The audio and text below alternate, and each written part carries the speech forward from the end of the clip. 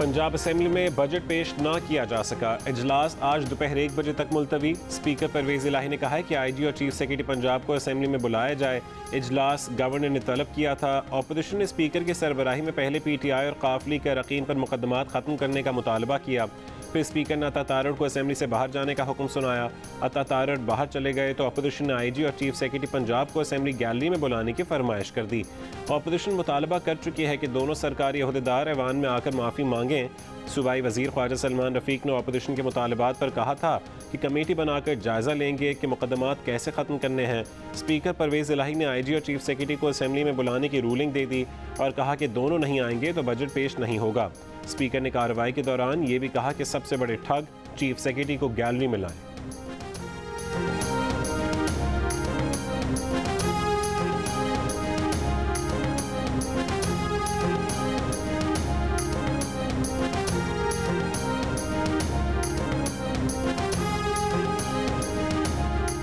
पिछले 3 महीनों से तमाशा चल रहा है। वज़ीर आला पंजाब हमजा शहबाज की असेंबली के अहाते में मीडिया से गुफ्तगू। कहा कि 4 मरतबा इजलास बुलाया गया और चंद सेकंड्स में उसे मुलतवी कर दिया गया। सूबे के 12 करोड़ अवाम इस इंतज़ार में थे कि आज बजट में उनके क्या होगा। बोले, डिप्टी स्पीकर पर जानलेवा हमला करवाने वाले शख्स के आगे हम IG और चीफ सेक्रेटरी को क्यों पेश करें। स्पीकर परवेज़ इलाही ने आइन की धज्जियां उड़ाने का कोई मौका नहीं छोड़ा। पंजाब के सूबाई वज़ीर अवैस लगारी का बयान। कहा कि इन लोगों ने 3 महीने से असेंबली को पहलवानों का अखाड़ा बनाया हुआ है। सूबाई वज़ीर अता तारड़ बोले, आइन चिकनी मत करें, बजट पास होना ही है। अगर ओछे हथकंडों से बाज ना आए तो अदालत जाएंगे। कहा कि चीफ सेक्रेटरी और IG की तजलील का ख्वाब पूरा नहीं होगा। पाकिस्तान को FATF की ग्रे लिस्ट से निकाले जाने का इम्कान। फाइनेंशियल एक्शन टास्क फोर्स का इजलास आज से बर्लिन में होगा। वज़ीर ममलिकत ख़ारजा हिना रब्बानी खैर पाकिस्तानी वफ़द की क़यादत करेंगी। पाकिस्तान ने 7 में से 6 अहदाफ हासिल कर लिए। मनी लॉन्ड्रिंग, दहशतगर्द की माली मुआवनत रोकने के लिए शराइत पर अमल दरामद किया। इजलास में पाकिस्तान की रिपोर्ट का जायज़ा 15-16 जून को लिया जाएगा। पाकिस्तान का नाम जून 2018 से FATF की ग्रे लिस्ट में है। गुज़िश्ता इजलास में पाकिस्तान की कारकर्दगी की तारीफ़ की गई, लेकिन नाम ग्रे लिस्ट से नहीं निकाला गया।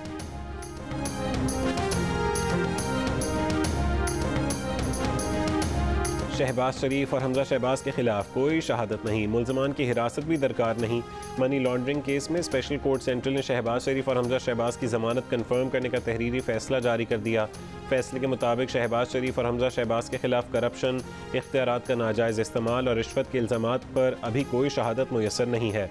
इल्ज़ामात पर ट्रायल में मज़ीद तहक़ीक़ात की ज़रूरत है। तफ्तीशी अफसर ने पुलिस डायरी में आज तक नहीं लिखा कि उन्हें तफ्तीश के लिए मुल्ज़मान की हिरासत दरकार है। शहबाज शरीफ और हमजा शहबाज 27 जनवरी 2022 से अबूरी ज़मानत पर है।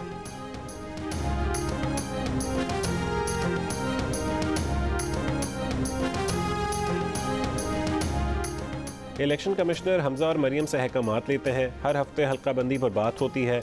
इमरान खान ने इलेक्शन कमिश्नर पर नून लीग से मिलकर प्री पोल रिगिंग का इल्ज़ाम लगा दिया। किसान कन्वेंशन से खिताब में जल्द इलेक्शन की उम्मीद जाहिर करते हुए कहा, ये हुकूमत जमहूरियत के लिए नहीं, अपने केस ख़त्म करवाने आई है। इन्होंने नैब ख़त्म कर दी, FIA पर अपने लोग लगा दिए, बिल्ले को दूध की हिफाजत पर बिठा दिया गया। हुकूमत को बुज़दिल करार देते हुए बोले, अमरीका की वजह से हुकूमत की रूस से तेल खरीदने की ज़रूरत नहीं। भारत तेल के साथ साथ हथियार भी रूस से ले रहा है, लेकिन ग़ुलामों को इजाज़त नहीं। ये वो करेंगे जिसका हुक्म अमरीका से आएगा।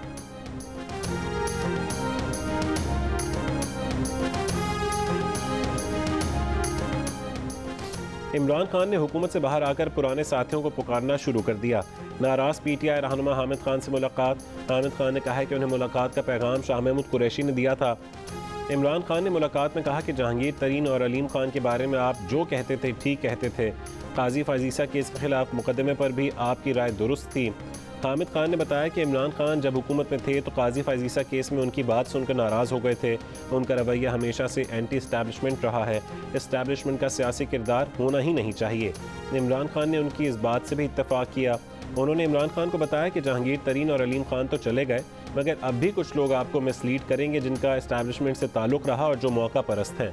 हामिद खान के साथ नजीब हारून भी मौजूद थे, जबकि तस्नीम नूरानी किसी मसरूफियत की वजह से साथ ना जा सके।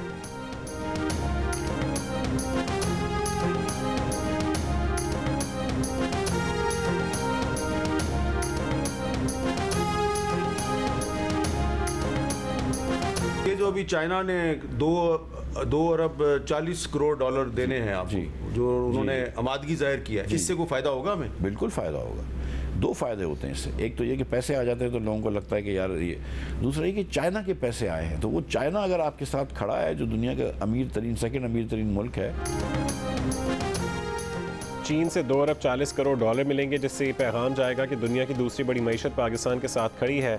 वज़ीर ख़जाना मिफ्ताह इस्माइल की जियो न्यूज़ के प्रोग्राम कैपिटल टॉक से बातचीत, कहा कि IMF के साथ मुआहदा जल्द हो जाएगा और उसके बाद चीज़ें बेहतर होना शुरू हो जाएंगी। मिफ्ताह इस्माइल कहते हैं कि PTI दौर में कर्ज़ में होने वाला इजाफा मजमूई कर्ज़े का 79% है। कुल कर्ज़ वाजिबात 29,879 अरब रुपये से बढ़कर 53,544 अरब रुपये हो गए।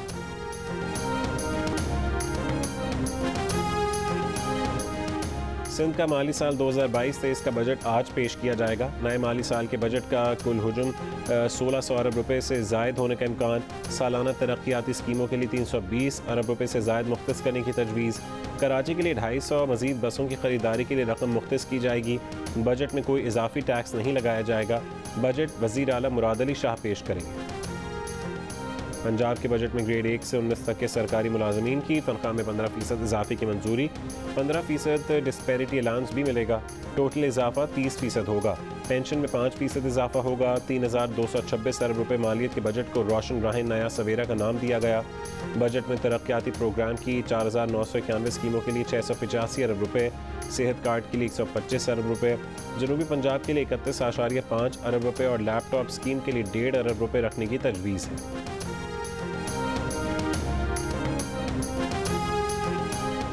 खैबर पख्तूनख्वा हुकूमत का सरकारी मुलाजमीन की तनख्वाह में 16 और पेंशन में 15% इजाफे का ऐलान। ग्रेड 6 से 16 तक पुलिस शोहदा पैकेज को बढ़ा दिया गया। सूबाई वज़ीर ख़जाना तैमूर सलीम झगड़ा ने 1332 अरब रुपये का बजट पेश कर दिया। बजट को खुददार बजट का नाम दिया गया। 93 अरब रुपये की गैर मुल्की इमदाद भी बजट में शामिल। पिछले साल के मुकाबले में सेहत के बजट में 55 अरब का इजाफा। जुमे को वर्क फ्राम होम का फैसला। सूबाई वज़ीर ने कहा है कि जुमे को वर्क फ्राम होम से 2 से 5 अरब रुपये की बचत होगी। नौजवानों को 25 अरब रुपये का कर्जा फराहम किया जा रहा है। इंसाफ रोज़गार स्कीम के लिए 1 अरब रुपये रखा गया है। छोटे कारखानों के लिए कर्जों की मद में 12 अरब रुपये रखे हैं।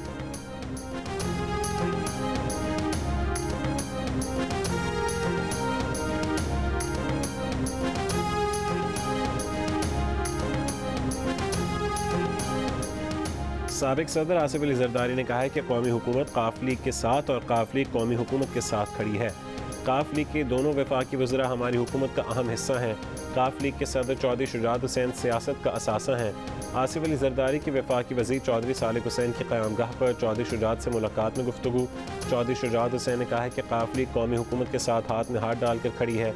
काफ लीग अपना वादा निभा रही है और निभाती रहेगी।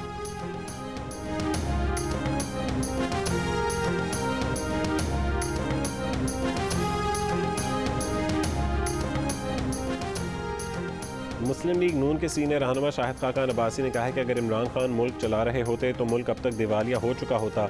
मुश्किल हालात में एक मुनासिब बजट पेश किया गया है। बात IMF को खुश करने की नहीं, मईशत को ठीक करने की है।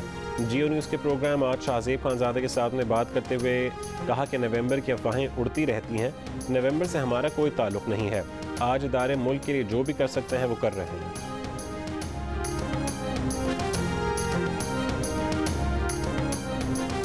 साबिक वज़ीर आज़म इमरान खान की अहलिया बुशरा बीबी के दोस्त फराह गोगी और उनके शौहर एहसन जमील गुज्जर अक्सर बनी गाला आते थे, लेकिन जोड़े का दाखिला कभी रिकॉर्ड नहीं किया गया। वजारत दाखिला ने फराह गोगी और उनके शौहर के वज़ीर आज़म हाउस बनी गाला में क़याम और गैर मामूली प्रोटोकॉल की तहक़ीक़ात का हुक्म दे दिया।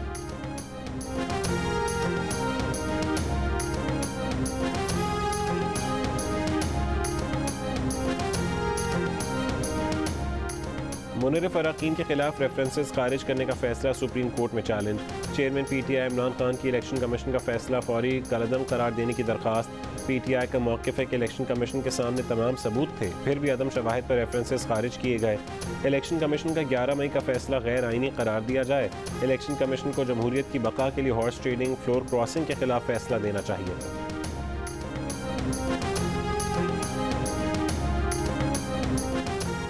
अप्रैल के फ्यूल चार्जेस एडजस्टमेंट की मद में फ़ी यूनिट बिजली ₹3.99 मज़ीद महंगी। नेपरा का कहना है कि फ्यूल प्राइस एडजस्टमेंट का इत्तलाक सिर्फ जून के बिलों पर होगा कि इलेक्ट्रिक सार्फिन इस इजाफे से मुस्तस्ना होंगे। CPPAG ने नेपरा से फ़ी यूनिट ₹4.05 इजाफे की दरख्वास्त की थी। कोयटा में महकमा सेहत का ग्रेड 9 का मुलाजिम करोड़ों रुपए के असासों का मालिक निकला।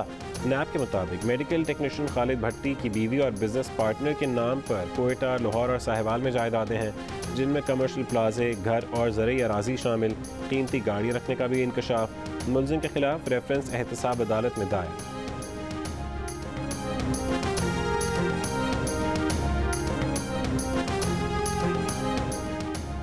आज न्यूज़ के सामने एडिटर नफीस नईम को कराची के इलाके नाज़िमाबाद से अगवा कर लिया गया। आज न्यूज़ इंतज़ामिया, all Pakistan newspaper society, Pakistan federal union of journalist, Pakistan broadcasters association, association of electronic media editors and news directors और कराची यूनियन ऑफ जर्नलिस्ट की आज न्यूज़ से वाबस्ता सहाफ़ी नफीस नईम के अगवा की मज़म्मत, फौरी बाजियाबी का मुतालबा। Human rights commission of Pakistan का सहाफ़ी नफीस नईम की फौरी रिहाई और मुल्ज़मान के एहतसाब का मुतालबा। वफाकी वज़ीर दाखिला राना सनाउल्लाह ने सहाफ़ी के अगवा का नोटिस ले लिया।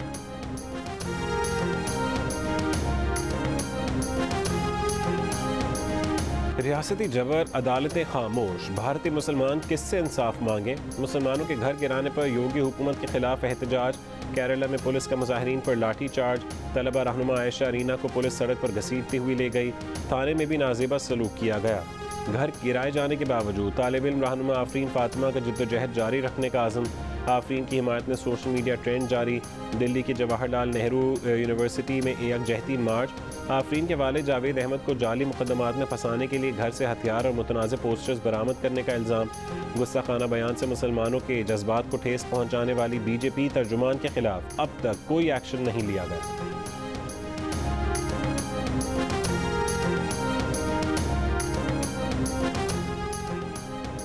वज़ीर-ए-आज़म शहबाज शरीफ का कहना है कि भारत के असल जमहूरी चेहरे की हकीकत दुनिया के सामने है। भारत जाबिराना हथकंडों से भारतीय मुसलमानों को दबाने की कोशिश कर रहा है। इन इक़दामात का मकसद भारतीय मुसलमानों को सियासी, इक़्तिसादी, सक़ाफ़ती तौर पर मज़ीद पसमानदा करना है।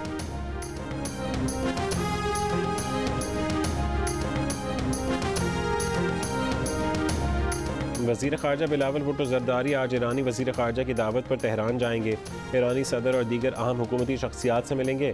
तिजारती और माशी रवाबित बढ़ाने, ईरान से बिजली की सप्लाई, सरहदी मंडियों, सड़क को रेल राबते बढ़ाने और ज़ायरीन की सहूलत समेत दो तरफ़ा मामलात पर तबादला ख़याल किया जाएगा। मुलाकातों में इलाकाई सिक्योरिटी का जायज़ा लिया जाएगा और अफ़गानिस्तान और जनूबी एशिया के अलावा इस्लामोफोबिया का मुकाबला करने पर भी बात होगी।